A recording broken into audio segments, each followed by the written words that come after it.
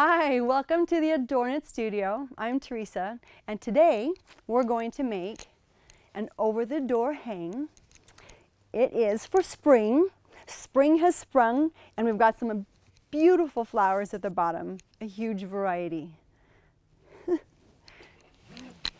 Call to our welcome to the front door. Here's what you'll find in the kit. All of this, including the pattern, which is still cut from the stuff that I had at home, but this is what you'll have. All of the letters for spring has sprung, as well as the pattern for all of the flowers. Now, in addition to these, you will want to have some heat and bond 1/2-inch tape, as well as floss to do what you would like to do as far as trim or accentuating, putting details on the flowers. A pair of scissors like this will help you do the inside of the letters, especially on the P and the R. Not a magic trick, but it works really well. Okay, you'll also notice that on our front door swag, we have inserts, buttons on the inside of the flowers. You can add any kind of buttons that you want. We have these specific kinds. They won't be included in the kit because I'm certain that a lot of you have extra buttons hanging around the house. So, let's get started. Okay, using the pieces that were provided in the kit, I have taken the top and attached it to the middle using an 1/4-inch seam, as well as the bottom, except it's backwards. This is the top and this is the bottom. You won't need to finish off any of the edges because this is where you'll use your 1/2-inch heat and bond, and following the directions simply on the package, you will finish off the sides first. And then, as I've got here, then you will apply the tape and you'll use an iron to steam it shut. Well, except if you use tape that doesn't say to steam it, just follow the instructions on the package.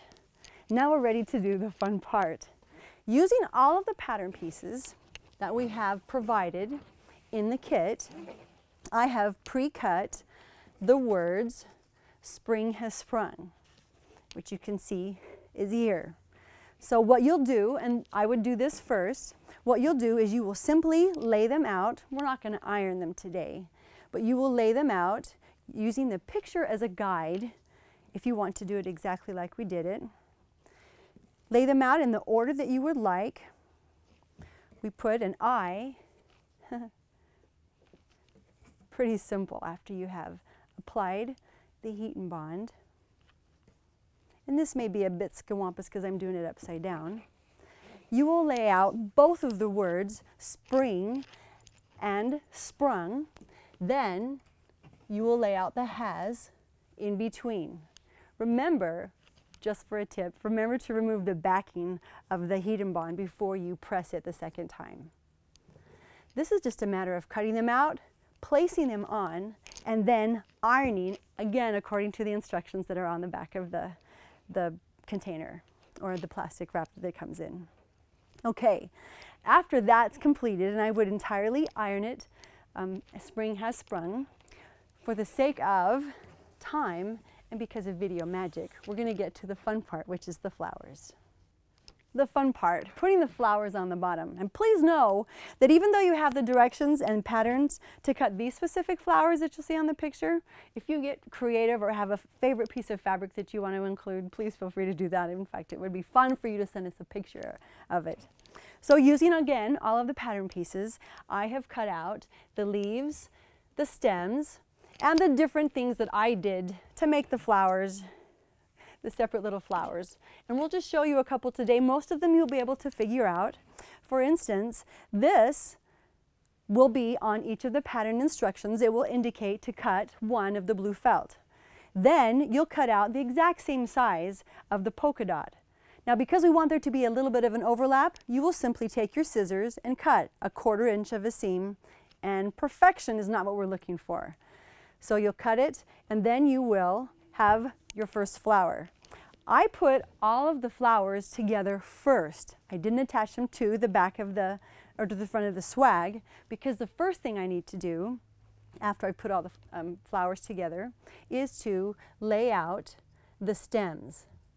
Now this is something that you could on your own either add heat and bond to the back, or as I did, let me grab you can use floss. And I just used a running stitch to run all the way up the stem because I liked the look of it. So you go through, you lay all of the flowers out, or all of the stems. Excuse me, let me get my flower parts correct. And also using the picture as a guide, it will help you to lay and this is upside down for me. It'll help you to lay down the flower or the leaves. Okay, we're setting those aside. You get the picture about how to put the stems and the leaves on. Now back to our flowers. I would lay them all out before I actually attach them. None of the flowers use the heat and bond. I used stitches this time. Again, with the large circle that you will find in the kit for the pattern, you will cut a large circle of the turquoise polka dot and then of the mustard. You will take scissors and cut off a 1/4 inch so that the cute fabric can peek out from behind the yellow. And then you will style it like that. So, using the instructions, we have these flowers. These tiny little leaves go on the top of the eye for spring. And the spring has sprung words at the top. But again, those will be easy to follow when you look at the picture that's in the packet. One that I wanted to show you is the blue, which is this corner one, which is the final one over here. Just because it was a little bit different, laying it down. This will be the base. Then I took and cut the exact same shape, which will be indicated on the pattern. I ran a very loose baste stitch all the way around, and then you just pull it. Pull the basting stitch until it's completely snug. Then, using your fingers, manipulate it until it becomes a flat little dot. And then you place it in the middle. If you were in a hurry or just didn't want to sew it by hand, you could easily use a glue gun. I just used a running stitch all the way around, and it ended up being really, really cute. I think the other ones are going to be easy enough to figure out. We had one on the yellow. This will be cut out of the big circle. Our yellow felt will be cut out of the big circle. On the pattern, let me just show you this.